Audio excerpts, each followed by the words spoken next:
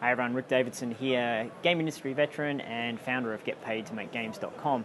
And here I am at the Global Game Jam at the Vancouver, British Columbia location. You can see behind me there's tons and tons of people getting together, making video games. It's a 48-hour event, and I think there's a 400 or 500 people turnout for this event, which is huge. And the passion and enthusiasm for video games is just unbridled and off the hook. It's so exciting. And what I've been doing this weekend has been listening out for what people are interested in, what some of the challenges are they're facing in their video game journey, both here within the Game Jam, what's working for them and what's not, and also within their overall career or within their studies or within their interest to get into the industry. And I'll give you some tips and some thoughts on not just how to stand out at a game jam, but also how to apply those to your overall career, your overall company, your overall journey that you're going through within video games.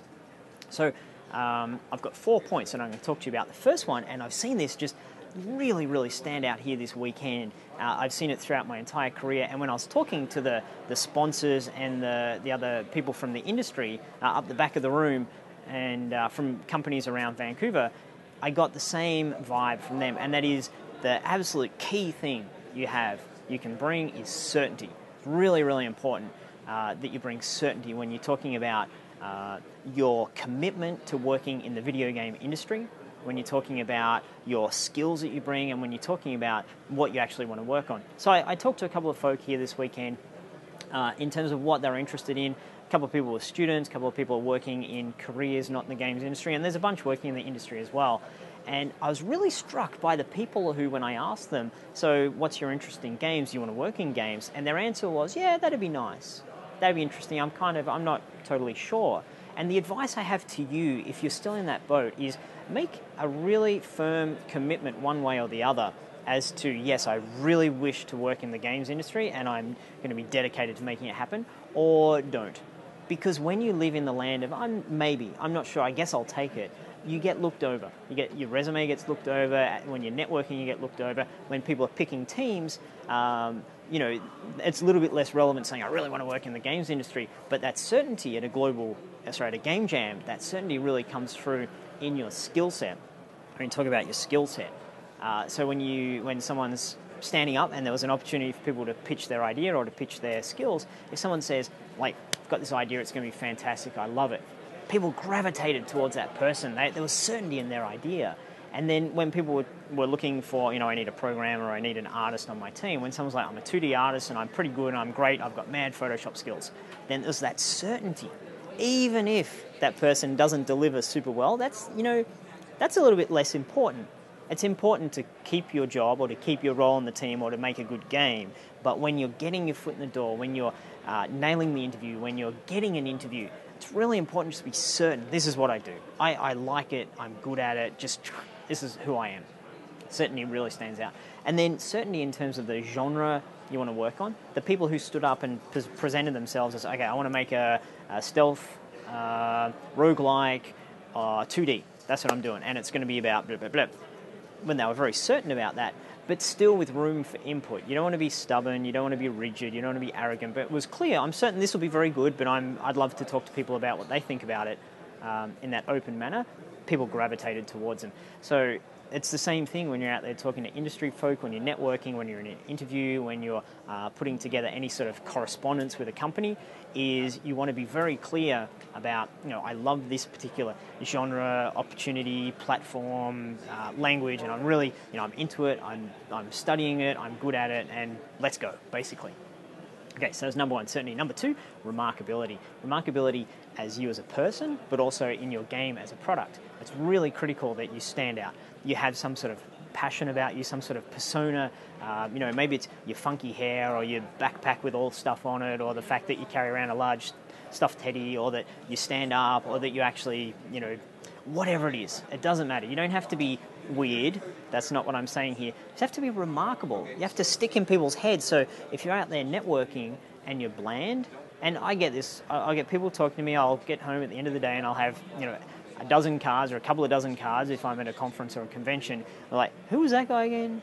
But the ones that said something, did something, acted a certain way, presented themselves a certain way that was remarkable, that stood out, that they went and had a presence, they're the ones that stick in my head, they're the ones that are getting more opportunities.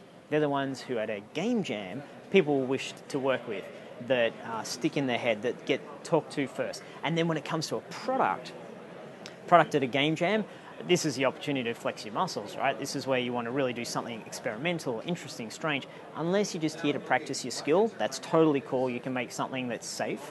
But in general, you're going to stand out. You're going to get people's attention. You're going to find, you're going to get the accolades. You're going to feel good about yourself. If you do something that people go, that's a wow, I'm going to tell my friend about it. Remarkability, in my opinion, is when someone looks at something or talks to someone or does something and says, I got to tell my friend about this. That's remarkability. And if you're an indie company, if you're a guy at home working or a girl at home working on an indie game, you've got to strive for remarkability. It's a busy, busy marketplace out there now. And if you don't really put yourself out there in terms of being different, being special, being interesting, being unique, being on the edge of what it is that you're doing, then you'll be bland and you'll blend in. So be remarkable and own it.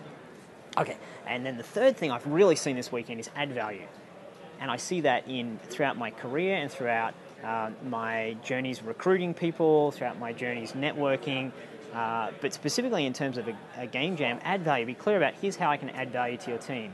So, okay, your team might be full, but here's how I can add value. That person gets snapped up. Someone's standing up front saying, here's my idea, here's what I'm going to go for. That person adds value. If you're putting together a team beforehand, add value by coordinating in a certain way, giving certain ideas, and just showing people on your team, here's what I can bring to our journey together, to our venture. And it's the same when you're going out there and getting a job. You've got to add value before you get the job. And I had a conversation with a friend of mine just before, and he was saying, I said to him, you got to add value, man. He was like, yeah, I will. They just got to give me a shot at it. I'm like, no. You've got to add value. Pardon me. Lots of lovely food here. Anyway, you've got to add value before you get the job. So the best way to do that is ask questions. What do you need? What are you looking for? How can I help? And then people will give you clues and then go and add that value. Really super important at a game jam and also throughout your journey in the video game industry, throughout your career or your indie company. And then the fourth one, I've just heard this so much throughout the weekend, make games, make games, make games. All the industry folk I spoke to up the back there, like, make games, don't stop. When I've interviewed people over the last 6 months, I've been interviewing people, it just comes up time and time again. Make games, don't stop, make games, make games. The amount of people that I've sat down and interviewed in my role within a company, I'm like, cool, so what games do you play? Well, I play a couple of games. What games have you made? Oh, I haven't really yet. I'm waiting for my opportunity. Your opportunity is right now. You can make games at a game jam. What a wonderful place to make games. Lots of support, lots of camaraderie.